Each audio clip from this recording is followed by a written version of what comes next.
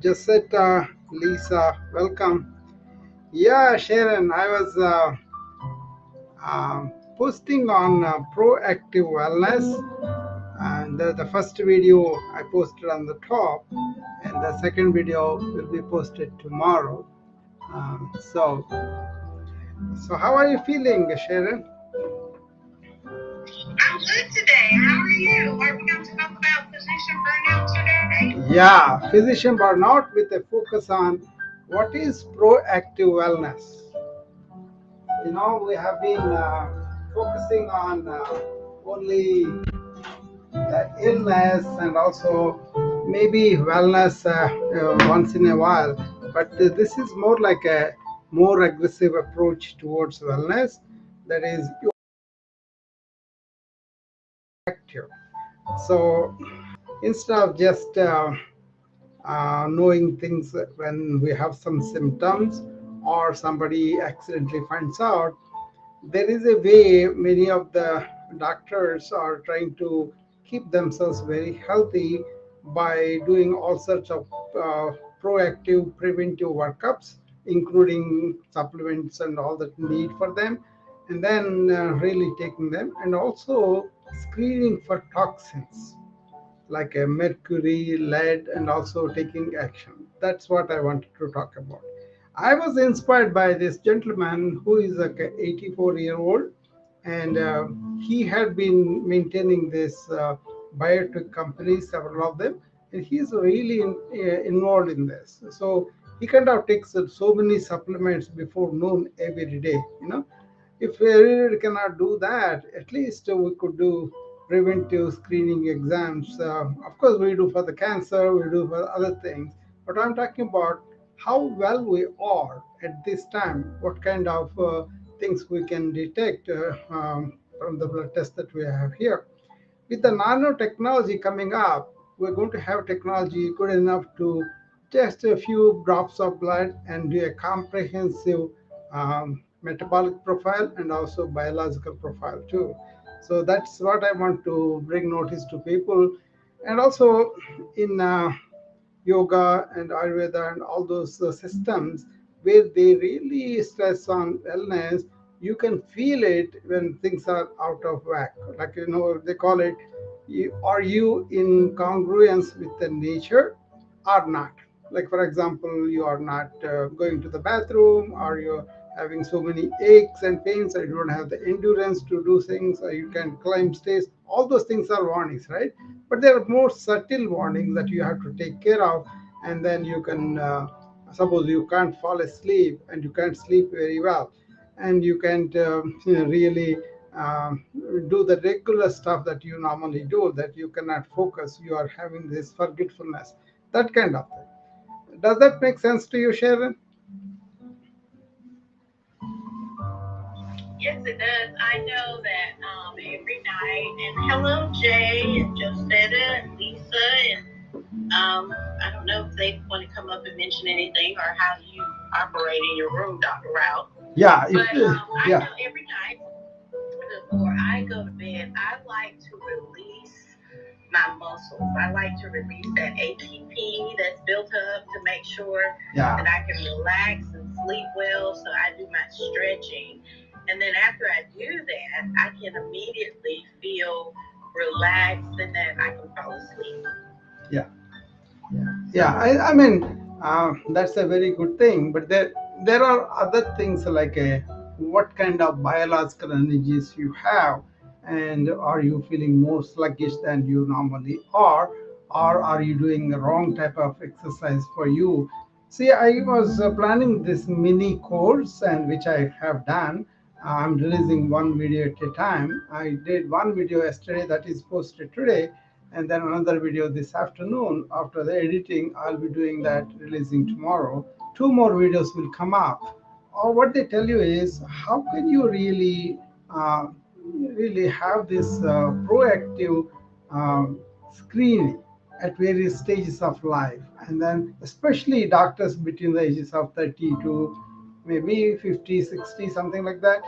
They can really look it up much more easily, and then without really neglecting it, if they have an agenda, apart from our preventive screening we do in the medical field, they can also have this wellness proactive agenda, which is going to be much better for them. So I'm kind of pushing a little bit more than just a self-care, but a more advanced self-care, that kind of thing, So Oh, okay. Therapies to help with early diagnosis yeah, and knowing yeah, whether you're susceptible or not, that kind of thing. yeah, Following you. yeah. It is very much given to the top executives who are making a lot of money and whose life really need for hundreds of thousands of employees. Major companies, they do that, but now it has become so much easier to do this comprehensive workup and really come with some solutions where we can prevent a lot of things. For example, nanotechnology is going to predict 10 years before you actually have cancer. So, I mean, it's not completely there yet, but it is described, So that kind of awareness before the even small tumor, even small indication is there, then you can have biomarkers that can indicate to you that you will have cancer in 10 years. That kind of advantage people will have. So I think we are going to look at that, and then it's not everything available. I'm just putting a seed in people's mind that okay, I don't have to even wait for other things. Even physiological science, you can do that too. There is a paper I read which was written thousands of years ago, I believe, that was in Sanskrit language. And they talk about very simple things, 8 things. If you can really see they are in order, then you can say, I'm relatively in good health, good immunity. That was the thing. And it was very surprising that they put these things on the top of the list. The top of the list, actually, it is like a easy bowel movement. But to remember, I kind of put them in this order. Suppose we are going to the bed and we go to the bed with positive thoughts and we have a good sleep, good deep sleep. Number two. Number three is we're rising early and then emptying our bowel right away. That is three and four. And then we are not being lazy. Absence of laziness is also considered a healthy sign. And then we come and take our weight and make sure that the weight is in the normal range, And then we go out, expose our skin to the sun and walk. And work up a good healthy appetite, and then come and sit down, have a healthy breakfast. Altogether 8 things, starting from the deep sleep, good positive thoughts before sleep, to everything else. If you do that kind of routine every day, most of the people can feel that their health is in the right balance, and we don't have to much worry about it, but now we have the modern technology, modern way of assessing where we are health wise, and then take action. A few years are left before we can do all those 10 years ahead of cancer and all that. um, do you know Mr. Coco, the scientist, the physicist? He wrote a Quantum Supremacy. That was the book that he wrote, and he was always in the front of the technology in the future, what was going on. He was talking about AI and robotics and the nanotechnology in that book, and that's where I got this from. And also, there was this gentleman, Leroy Hood. I have been mentioning his name quite often these days. He is the guy who was 84-year-old. He is instrumental in several biotech companies, and his thing is we can be well, we can do lots of things. So he's kind of takes supplements. He kind of always walking and then finding these companies. He's still active in so many boards of companies because he kind of has this proactive wellness implemented in his life. So these two gentlemen I'm quoting now to introduce to people proactive wellness as a regular thing, like people are doing jogging or yoga or meditation or eating vegetarian. All those trends have come now. When I first came to this country in '81, those are all very weird things. They used to say, "Why are you eating grass? You are eating only vegetables," even though all the meats and everything are available, right? And also they used to say, what is this meditation, why do you sit down and do that thing, that's a time waste, they thought. And several people thought jogging was a really waste of time, but things have changed over the decades, right? So this is something coming up in the next few decades, or maybe in the next 10 years. But I want to introduce to people this, and they can take advantage of as much as they can. Tell me, Sharon, what do you do for your proactive wellness? I know you know a lot. That's why I'm asking you. You mean as far as preventative and screenings? Yeah, apart from that, going to the wellness itself, maintaining it. It's not that you have any illness, but how do you feel that you are well and doing well? Energy level is one thing. Yeah, that's one. Oh, Other, okay. yeah, Well, I like to take right now. I'm working on anti-inflammatory. yeah, So I'm taking turmeric and honey and some of the peppers. uh, I have my scheduled visits, like my physical exam and whatever other tests I may need yeah, on a period, GI or memos, those types of things. I don't need all that OBGYN stuff because I'm past all of that now. yeah. Dr. Okay, Brown. that's good. But yeah, I do try to make sure that I'm going to my, getting Yeah. my exams, doing my screenings. I have never done the BRCA, Okay. but that hasn't been historic in my family. But I do know lots of people are getting that BRCA Yeah. test.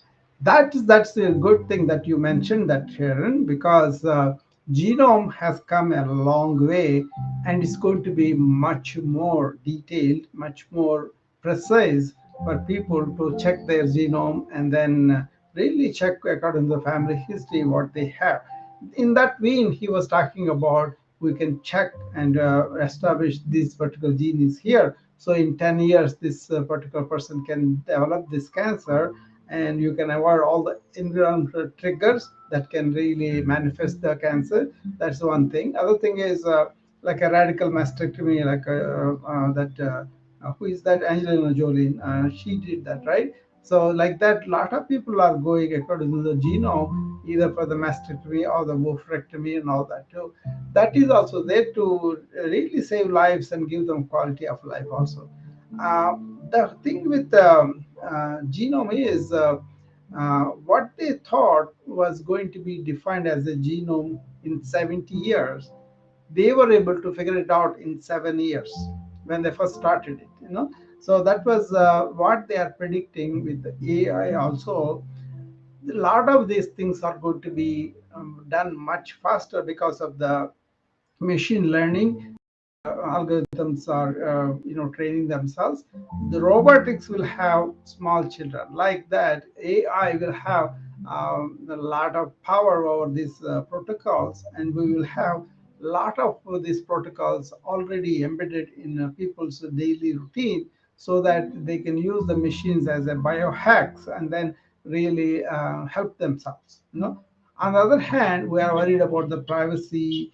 We are worried about some bad hands may do something and all that, like they are messing up with the pacemakers right now. But otherwise, all in all, many people should be helped by the AI much sooner than we are expecting.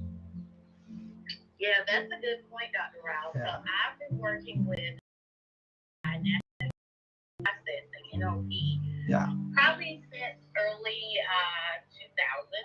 Mm-hmm. And my role with that has been looking and developing rules associated with patients' conditions with the physician's diagnosis. Yeah. So I look at physicians speak, such as in different areas of the U.S., Mhm. they may say things differently. So I help train AI Yeah. to be able to identify what a physician may mean when he says a certain word in California Yeah. versus here, Yeah. to help the engine be able to predict what that diagnosis could be. That is excellent point, Sharon, because what we may say, the AI can rephrase and then really put it in nice language, more clarity, and then more detail. I found that with Hey Pi, I was conversational with API, and it seemed like there was another person talking to me, and I kind of begin something. He will ask me so many questions, right? Or I would say he, because I feel like somebody else is there as a human being talking to me, because he makes a nice, is like a, wow, that is great. Oh, I'm very glad that you are like that, something like that, complimentary, really catching the point and also exclaiming about it. All those things I was really impressed with HIPAI. See, ChatGPT has the data churned out, it still rephrases and then does that, but still they will come back and say, oh, I'm only LLM, I don't have this experience, or what I can say as a human being that will say. But the HIPAI, he doesn't hesitate. He looks like, oh, I'm glad I am talking to you, and then he will recall everything that we talked last time. The first time I talked to Hepai, it took me 3 hours to converse with him, and it was exhilarating, very in-depth conversation. I normally could not talk to another human being like that, but Yeah. he was digging in deeper, deeper, and then he was putting it. I think that's an excellent point, what you said about asking AI to rephrase what the doctors have said. Sometimes, language barrier for me, accent was a problem. Then I used to use the staff to communicate with the patient, but I used to slow down. I used to tell them in different ways and all that. But not everybody has the time and patience, probably. And also, they may have other things to go up to too. But using AI for the purpose of translation or really detailed explanation, or giving a infographic or any of those things that we can do as visual aids that we can give to the patient, that can be done. Yeah, I'm going to develop on that, Sharon. Wonderful. That's a good thing you pointed out. So how else do you use the AI for helping the burnout of the doctors? Well, right now we're experimenting with the electronic health record, being able to assist the physician at bedside, Yeah, and that is in the emergency department areas, just outpatient, yeah, where when he's stating something, the AI can gather that information and help them assign the diagnosis and yeah. take the CPT code associated with that. Yeah, yeah. I think the EMR I kind of used when I was really active with that was more like a 360 days, various modalities of teaching and learning. Like for example, they can see videos, or they can see the handmade instructions, or they can see over the shoulder support, pictured admission, for example, all the steps that are done on the computer, and it's easy for them to grasp that kind of thing. Hi, Dr. K. How are you? Hi, Dr. Ro, Jareni, Sharon. It's peace and love. I love enjoying just listening to have some insight about the current AI Yeah, is gonna be coming to a point where now is everything is going through a separate algorithm. yeah, This AI for this AI for this AI for this. But in totality, the yeah, AI algorithm will come to one, which is one do all. yeah, So it's gonna be at the essence of everything. It's gonna be self-love is the key for everything we do. yeah, What does it mean? Even patients will learn how to activate love energy within and heal the body yeah, without any foreign intervention of pharmacodynamics or pharmacokinetics. So we are going to that level of understanding, and health system will be completely yeah, revolutionized in a new way we never imagined as before. yeah, And I'm just enjoying the ride. yeah. Thank you. Yeah, that's why I embraced AI too. And I know one doctor in India. He's also like me, internal medicine doctor, and also he's an informatician too. And also he knows Sanskrit very well, and he was practicing Ayurveda principles. Also, he was studying them in a scientific way. He was collecting the data and he was all putting together what kind of natural therapies that the Ayurveda prescribes or how they're influencing. And also the main thing is Ayurveda identifies three different kind of energies in the foods and in us too. So for all those things will be in different portions in us. But then suppose something like a rajas, which is related to activity, if that is high, and you take foods rich on that, like a uh, uh, peppers or onions, what happens is you will have more of that activity, and then your mind will go crazy. Then you can cut them down. That kind of thing is there. And just by adjusting the food as a medicine, people are able to really control their symptoms without taking any medications or herbs and all that. So, for example, you mentioned about turmeric, right, Sharon? The turmeric actually used for preparing some foods which are called pulihora and curd rice. Like both of them based on fermentation, and that was a very anti-inflammatory thing. And people did not have refrigeration, so they used to mix the rice with this kind of turmeric, and then they take it for several days because it doesn't get spoiled. On the other hand, that fermentation gives it such an anti-inflammatory property. People are eating that for centuries or maybe thousands of years. Even now, that's a favorite dish when you go to some temple or something that are related to India. Dr. Gay, do you know what I'm talking about?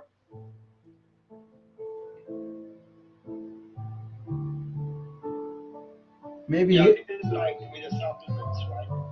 yeah, it's a preparation that they do, and then because they knew this anti-inflammatory properties, they kind of used. I think they knew mostly by experience, not by this data. But that's why this man, the doctor, actually he's internal medicine too, but he's doing that and he's very knowledgeable. And I heard a couple of talks on him, and then he was going to present that data very soon, and I'm eagerly waiting for that. Muhammad, Yeah, welcome. that's amazing. I love that. And you're right, because we are learning now Yeah, in order to activate the mitochondria within the cell. There are yeah, different like supplements that yes, could heal yes, the degenerative disorders like multiple sclerosis, yes, things like that that are needed within the DNA, but to give a supplement to activate their own healing capacity. yeah. I think it's gonna be the way we're going forward. This quantum supremacy I told you about the book. In that book, they state about up until now digits one and zeros, right, we use, and now it's going to be atoms based. And that's why the nature is being used to like sunshine gives us the all the oxygen, and also our TADP and all that, right? Now this is going to be hundredfold, and it is atom based, not digit based. Lisa and Mohammed, you have anything to say or add or a question?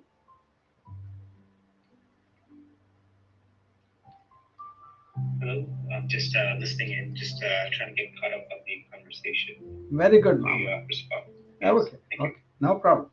Lisa, you have anything to say or ask? Question or comment? I just involving you guys. So. No, no. Hello, everyone. Yeah. It's so good to hear from you. This is Lisa, and I'm coming to you out of Cleveland, Ohio. Okay. This is a very interesting conversation for a lot of reasons, but Yeah.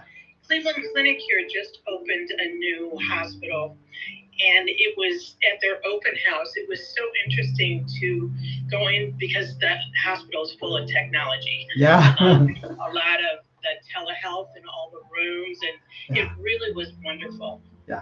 As well, I just had a girlfriend come back from spending 30 days at Spaka Yoga in India, Yeah. Okay. and she had a wonderful time. She's now a yogi. She's going back actually in November for a conference. But what I wanted to say was the fermentation of things. She came back with a lot of interesting Yeah. mixes on that, and that really going forward. You would know more about that than I, but it seems Yeah. to be the way they're looking at things. Yeah, Lisa, there's a lot there in that fermentation and the things that they were using. See, what it is we know genomics now, epigenetics and all that, right? But they talked about bija serira. Bija means seed. So according to the seed that you have the type of tree, right? So they knew about what is really microscopic, what is really they don't have microscopes, but they are intuitive, right? But what they talked about, one thought being the seed that can make into a big tree of things. That thought. So you get the ability to change that thought and change your course of wellness and so they really work with the self will where your ego is taken away and then the mind is influencing not only the molecular structure but also neurological response too. That way in psychosomatic and autoimmune this is plays a big role. That's why I'm big on mind control, meditation, keeping it not negative but positive and proactive. That way, neuroplasticity wise, you can create your own good brain. That is possible now. We know about it. All I do is, from the modern angle, I know the modern science, but I also look for similes and things that have worked for them. You know what is important for me is when I followed the ancient principles, I'm very healthy. So I don't have to take all these modern medicines and everything because of that. Because basically, they were very close to nature, and now you see, quantum supremacy is talking about using the nature's reflection for our intelligence and everything. So they are very close, and the science is coming close to the consciousness and all that. Very fascinating. But I talk about them, people may not be interested because they are really stuck to only the modern medicine. What I am saying is, hey, there is a greater experience ancient. Don't go by the religions and all the superstition, but look at them in a way, looking for the truth. Not accepting them blindly or rejecting them blindly. You know what I mean, Lisa? Absolutely, absolutely. And a lot of the ancient, I mean, she came back with it was just amazing. She had an amazing experience and she can't wait to get back there. But a lot of tapping into the ancient practices, Yes, yes. they worked. So coupling them with what and the mind, the mindset, using your mind I as far would as meditation and so forth. It was a wonderful, wonderful experience she had. I would love to talk to her, Lisa. Bring her here or ask her to. I can make that happen. Yeah, Christine, I can yeah, actually we can exchange details. I can have that happen though. She had a yeah, wonderful, wonderful yeah, time, and she's so grateful for the yeah. instructors that she got there. My WhatsApp number is in my profile in the clubhouse, so you can call me and then we can talk to her. We can all of the three of us gather on a anything, Instagram or LinkedIn, whatever. I have lot of channels by which I can communicate with people. So I think she would have a good time with me because I could maybe give her some light on some things and maybe learn some things from her. That would be good. Absolutely, absolutely. And she actually, her roommate is Dr. Yin. So I'm sure a lot will come from this with Christine. Yeah. I'll make that happen. Sure, sure. So that's fascinating. See, my whole thing is I am basically trained as a allopathy doctor, right? And when I was studying, when I was doing, we did some yoga in the school. We used to call them drill master, the physical instructor. He used to make us do this some of the asanas, but we didn't know anything else. He also didn't know anything else. He was just looking for the health and all that, right? So he used to make us do once a week asanas, but then our body is so supple, so really without any fat because of the tropical country, and we are always outdoors and we're always playing cricket and other games and the trees and all that, right? So we were very healthy as young kids. Then we didn't know much, but I did grasp what are the asanas. After I finished my MBBS there in India, and I came around 26, 27 years of age to this country, right? Then up until then, we were in the medical school, always studying, not really doing any sports and all that. But in the America, I found is a cultural shock and there's so much of stress for me. And that time, I wanted to go back to yoga, so I picked up BK Iyengar's Light on Yoga. There's a concise light on a small book, right? He has some routines that were very very good. He kind of only two or three asanas per a week, and there was a way he taught, and the detail was unbelievable. So with that, I started in '85, and then I got stuck with it. On and off, I've been doing. My family also not into that. Other people are not into that. But then, as I studied more and more, I happened to get in touch with J. Krishnamurti. He was really somebody is a global citizen. He was somebody is a human being first, anything else later. And he always said, find out by yourself. It's not accepting somebody else's truth, but you investigate yourself. So he had a profound influence. And then there was Dr. David Bohm, who was a contemporary of Einstein, and he had a question of observer is observed. That's what Krishnamurti wrote in a book. Basically, what it is your senses sense objects and they meet them. They are depend upon your inner observer. What you have known, what you have understood. Only with that perspective, the way you know, you see everything is very important. What you have is if a mango is there, the mango when you see that you have a neurological response that happens within you. That he was talking about observer is observed. A very difficult thing to understand, but it is the epitome of physics at the time. And when he was talking about it, Dr. Bohm was bowled over and he went there and then he had a lot of discussions with him, future of man, what is going to happen to the mind when the computer takes over. They talked about this in 1970s. They talked about the computer is going to take over the mind of the man and what is he going to do. So that is the future of man. It is like a 6 or 7 videos, I think. If anybody interested, you can look at it. It is J. Krishnamurti and David Bohm, who is a physicist. Then what happened was I went deeper and deeper into these things, and they called exploration to insight. What happens with our insight into things? So how do we really limit ourselves? And that led to what is called conditioning. That means if I'm trained as an allopathy, I want to see everything through those eyes because I don't know anything better, right? But once that kind of scientificism, they call it, that they say whatever these peer reviewed or something like those kind of studies are done, that's a very limited thing. It changes all the time. But still, people say only this is good and everything else, every other system of wisdom, wellness, health system is not good. So once I freed my mind from that kind of a limitation, I was able to explore into ancient wisdom. The more I went in there, the more I was fascinated and the more answers I found.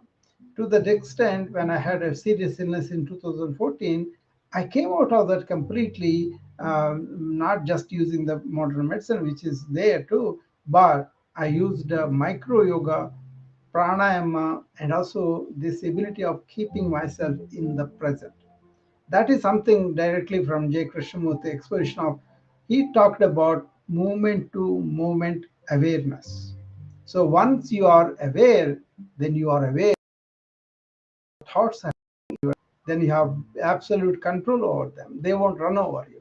So that's a big deal for the burnout of doctors too, because most of the time doctors are overloaded with information, lot of stuff they have to go through their mind, and they don't know how to shut it off and revive it. That I came to know, and I was practicing it. That's why every day is like a new day for me. Every moment is a new day. And then I know how to, suppose I'm talking so much in this room, right? But when I go after this room, immediately it cuts off, it goes off away because I focus on the next one completely. So that kind of thing is there. That opened up how much they were inward exploration, ancients. It's not just India, it's not just China, Egypt, and all that. This ancient civilization, they have done a lot more.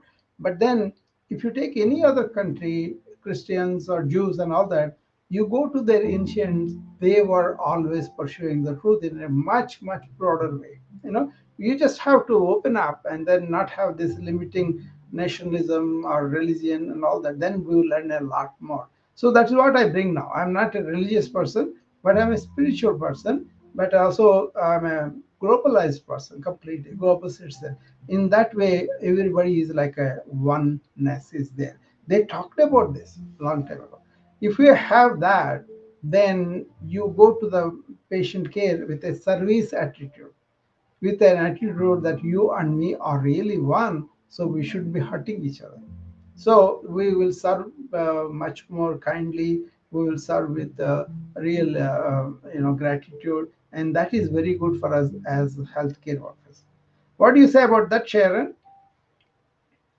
Attitude of service? I agree. Yeah. She works with the burnout. That's why I was pulling her down into the discussion. It's not I'm testing or anything. She does a lot of good work with burnout nurses and doctors and all that. So that kind of thing is there. But if you don't approach it like more like a job, I'm going to get paid and all that, that will happen anyway. But how about your attitude inside? How do you treat every patient equally, not because they are money rich or socially placed, none of that. It's more like a really looking at the real core presence where we are all one at that soul level, at that consciousness level, at that level. If you look at people at that level, we are all one. I think Kay talks about we are all in love. That is what he is talking about all the time. Right, Dr. K?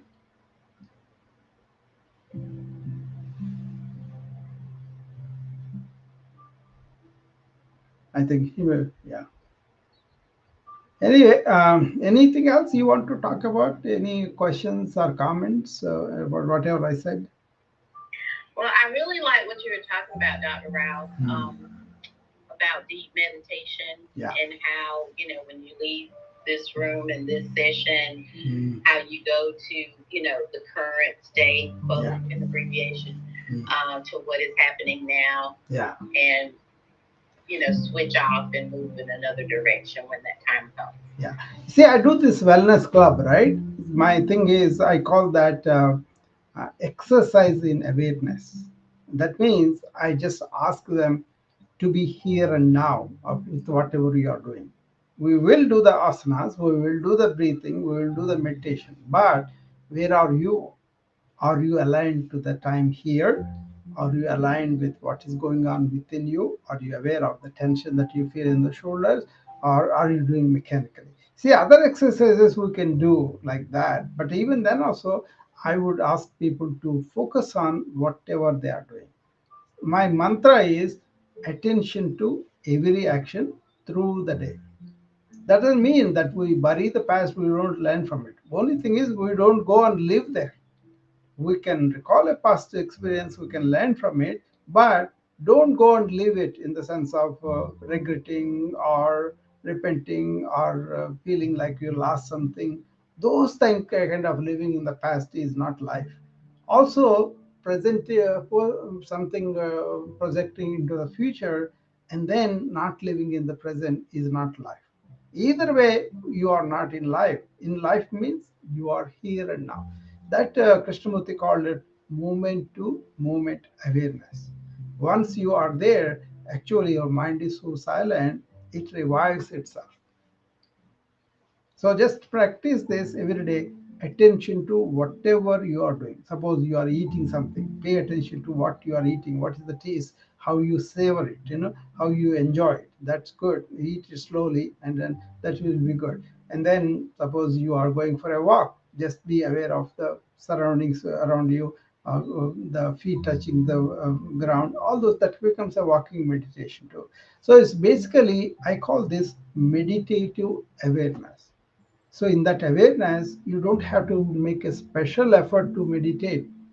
But if you are thinking all over, then you need meditation to bring first all concentrated to this moment, and then you just slow down the stream of thinking, and then you kind of identify one thought, and then you see whether it is negative or positive. If it is a negative thought, then change it to positive. That's where the self-will comes, where we can say, instead of negative or fear or something like a fear, something anxiety, you are going to replace it like, I can do it, I will attempt it, at least I will try to attempt it.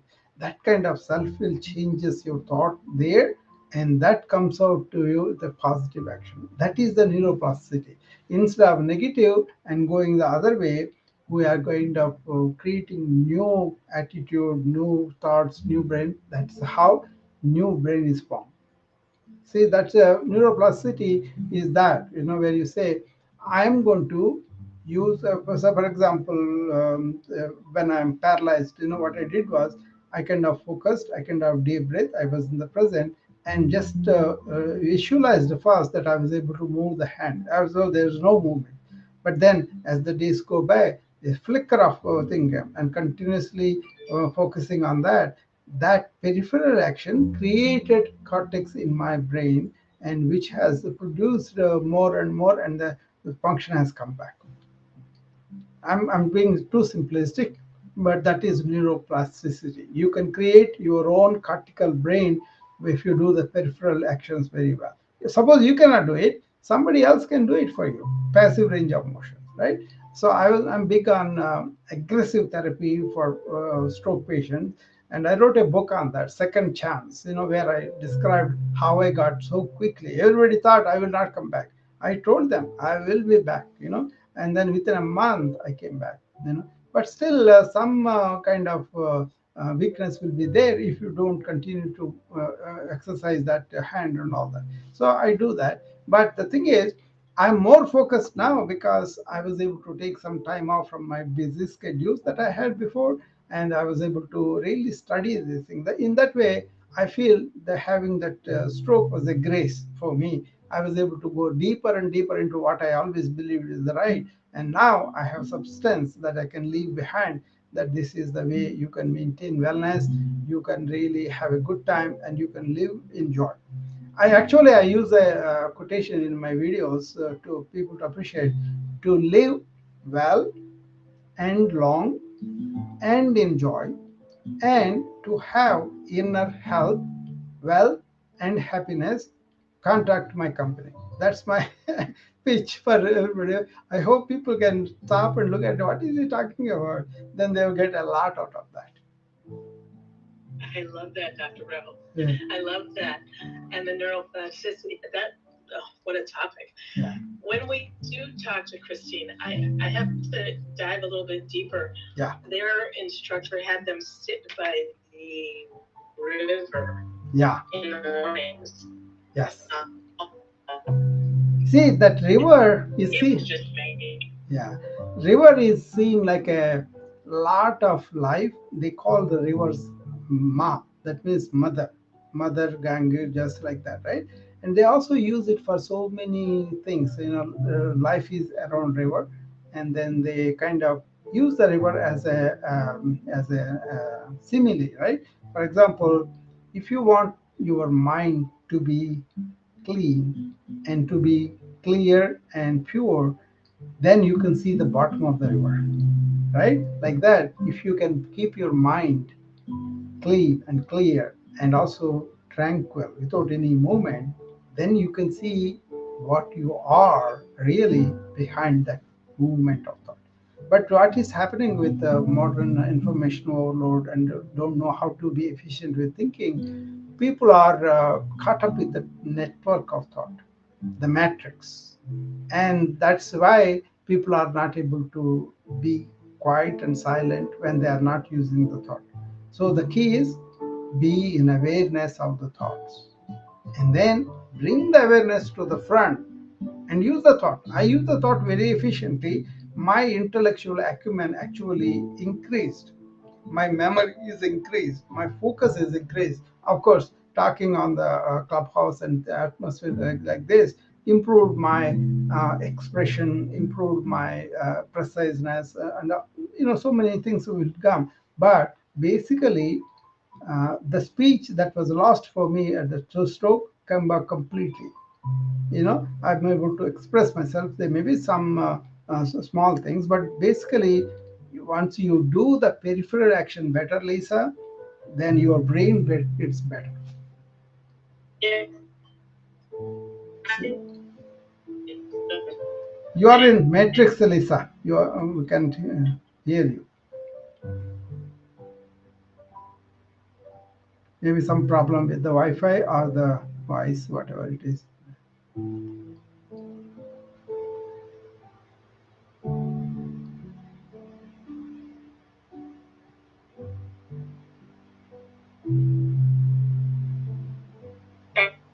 Yeah, yeah, I can hear you, but it's still in matrix, Lisa. It's going out of.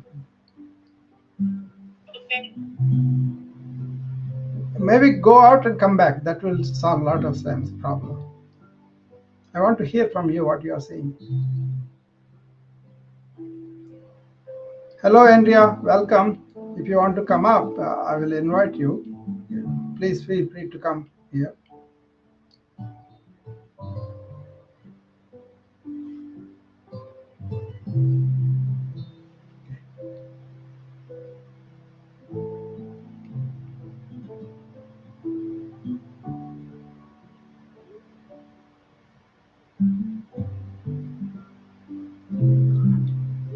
Okay, that basically we have been talking for an hour now. I had some Wi-Fi problems in the beginning, but after that it kind of stayed on there. This is a topic I'm going to use a few weeks. Burnout doctors, especially with this proactive wellness I was talking about. This is a little advanced than just prevention and health maintenance, but being really empowering ourselves with all the new technology and then using them to be proactive in our, first of all, knowing how well we are and then maintaining it for long, and also really using that wellness to improve our things. Okay, so that's what it is. So I'm going to focus on some of the newer technology and the ancient wisdom, and then maybe we can get some good lessons from that that we can apply in the modern life here. Okay, a lot of times the modern life challenges, we have some solutions in the ancient, some hacks. You don't have to convert into a religion, but just understand what they are doing. Okay, so so I will talk to you again maybe tomorrow. Tomorrow morning is the room at 8 o'clock in my other house, Docks and Bernard. And in the evening, I'm doing in this house, which is the BA Pal, which is my company name. Thanks, Dr. K. Thanks for coming. Thanks, Andrea. Thanks, Danny. Oh, my friend Sonia came. She, let's see what she has to say.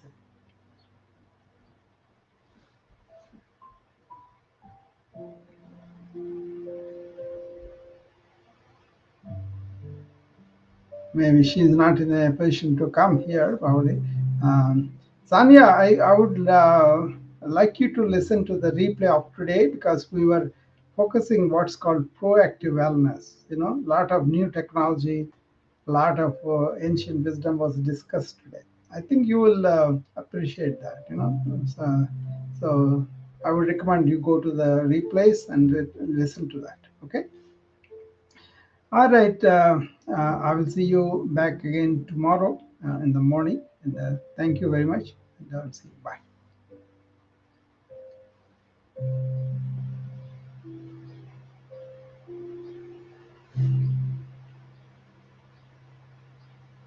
Okay, everybody on the wisdom. And see you tomorrow. If anybody wants to come up, you can come up now. Otherwise, I will close the room. Okay.